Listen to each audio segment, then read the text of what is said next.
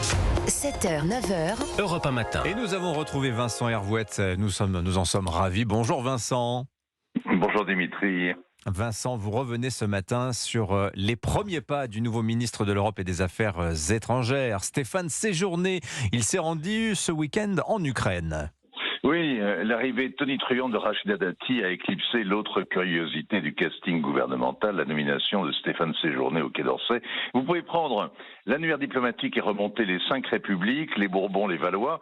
Vous ne trouverez aucun homme d'État propulsé à la tête des affaires étrangères aussi jeune et avec aussi peu d'expérience. Stéphane Séjourné n'a jamais été ministre, ce n'est pas non plus un ancien ambassadeur.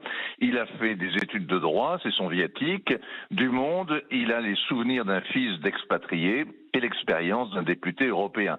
Alors à la tête du groupe Renew Europe, il a été diplomate, mais le monde ne se réduit pas à Bruxelles. Dans le CV de cet inconnu célèbre, ce qu'on retient, c'est qu'il a conseillé le président Macron et qu'il a été pacsé avec le Premier ministre Attal. C'est donc avec une grande curiosité qu'on a suivi ses premiers pas sur la scène internationale, car il ne s'est pas enfermé dans son bureau à lire les télégrammes, c'est fastidieux, ou à se faire briefer par les directeurs du quai, c'est vieux jeu. Il est parti pour Kiev.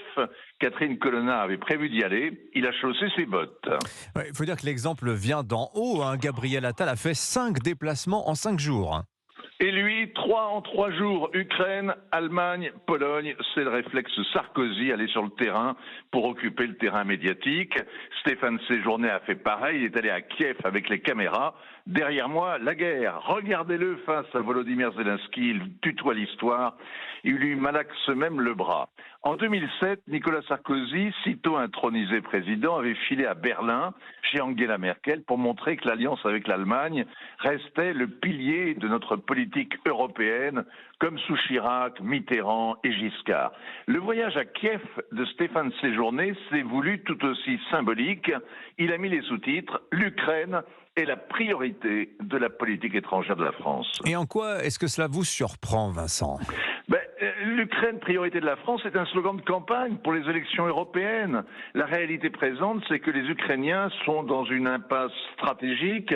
Ils n'ont pas besoin de tape dans le dos, mais de soldats, et puis d'armes, de munitions, de milliards que le Congrès américain rechigne à leur livrer et que la France est bien incapable de leur fournir.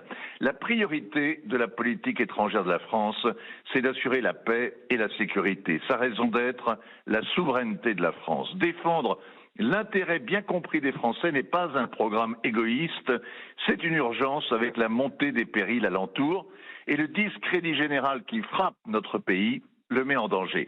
S'il s'est penché à la fenêtre de son wagon en quittant l'Ukraine, le nouveau ministre a peut-être aperçu les tracteurs des paysans polonais qui bloquent la frontière depuis novembre. S'il va en Roumanie, il verra la même chose. Tous désespèrent de joindre les deux bouts avec la concurrence déloyale de l'Ukraine, grande nation céréalière. Il n'y a aucune raison de penser que les agriculteurs français soient épargnés. Les voyages forment la jeunesse et les diplomates. Ils peuvent aussi ne former qu'une kermesse de promesses électorales. Signature Europe 1, Vincent Hervouette. Merci beaucoup, mon cher Vincent.